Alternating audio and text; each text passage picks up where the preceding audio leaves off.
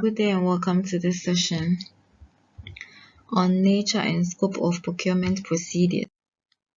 By the end of this session, you should be able to describe the nature and scope of procurement procedures, then outline the procedures for restricted tendering, as well as single sourcing and open tendering.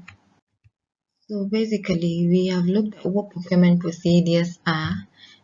They entail the steps or the processes that an organization or a country or a procuring entity follows as they undertake procurement activities. So it should be noted that for every procurement situation, if you take, for instance, a procuring entity, procurement procedures begin with the identification as well as description or definition of needs. So after identifying and defining the need, then you invite suppliers to indicate their interest in the contract as well as their professional competency and capacity to fulfill the identified need. So it should be noted that in public procurement procedures have to be effective and efficient such that it leaves no room for delays and no room for wastage. As we say, time is money, and waste in procurement is also characterized by losses or costs. So for any procurement procedure, it's either the procuring entity is acquiring goods, works, or services. And it should be noted that in the public sector, procurement proceedings are financed in whole or in part from public funds. So procurement procedures also in the public sector pertains to the functions that relate to goods, works, and services, which includes the description of requirements and invitation of sources, preparation, selection and award of contract, as well as the phases of contract administration. So in each stage of these steps, that is from the invitation to contract administration phase, there has to be procurement procedures guiding each step of the process. And it even encapsulates, or procurement procedures even encompass the disposal of public stores as well as equipment in procurement proceedings. And then finally, procurement procedures cover procurement with funds or loans that are taken or guaranteed by the state and foreign aid funds, except where applicable loan agreements, guarantee contracts, or foreign agreement provides the procedure for use or of the funds. So in Ghana, if you take restricted tendering, the stages that restricted tendering goes through is that, first of all, the procuring entity prepares the tender document for the restricted tender, which includes detailed specification of the requirements. Then they apply to the PPA. So the application to the PPA is done because restricted tendering is not, or is a distinction, or is a deviation from the default open tendering process. So before you can undertake restricted tendering, you have to seek approval from the Public Procurement Authority, and then you have to wait for their approval before you can undertake any method of procurement that is a deviation from open tendering. So you apply for the PPA for approval to use restricted tendering procurement method, justifying the reasons why you want to use the method. Then if your application is approved by the PPA, then you invite tenders from the named suppliers or contractors by using the standard tender documents that you have prepared.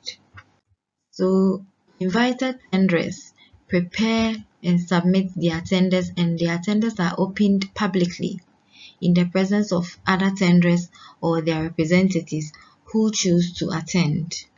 It should be noted that the evaluation panel considers and evaluates the tenders that they have received and make recommendations to the appropriate authority for approval.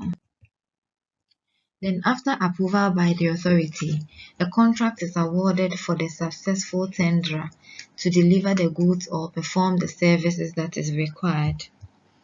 Then the successful tenderer now delivers the goods or services and it's paid after successful delivery. Then moving to the procedures for single sourcing or sole sourcing. First of all, the procuring entity identifies a reason for using single source procurement. Then they proceed to identify a competent and qualified supplier or contractor who they believe will be able and willing to meet the needs in the shortest possible time and obtain the quotations from that supplier to meet that requirement.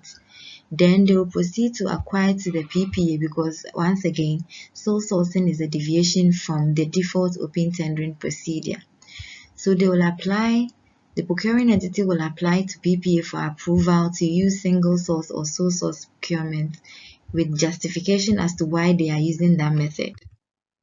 Then if the application is approved by the PPA, the procuring entity will then award the contract to the supplier at the price which would not exceed the one that the PPA approved. Then the successful tenderer now delivers the goods or services and is paid after successful delivery, subject to verification and assessment.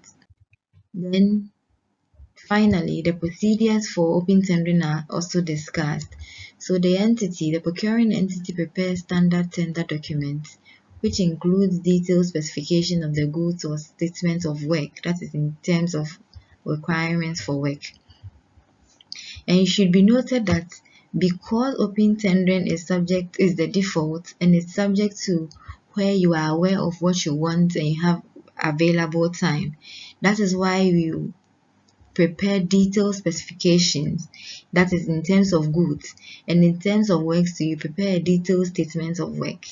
Then the procuring entity publishes the invitation to tender in the national dailies or newspapers of wide circulation.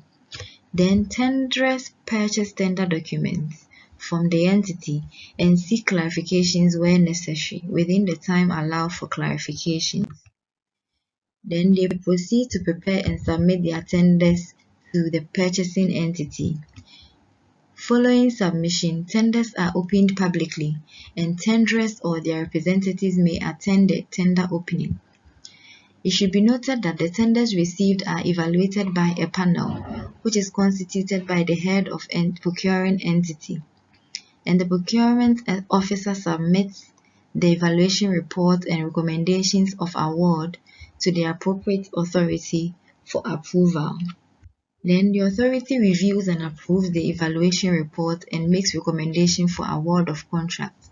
Then the contract is awarded to the successful tenderer, and tenderers who were not successful are also notified as well, which is also known as debriefing.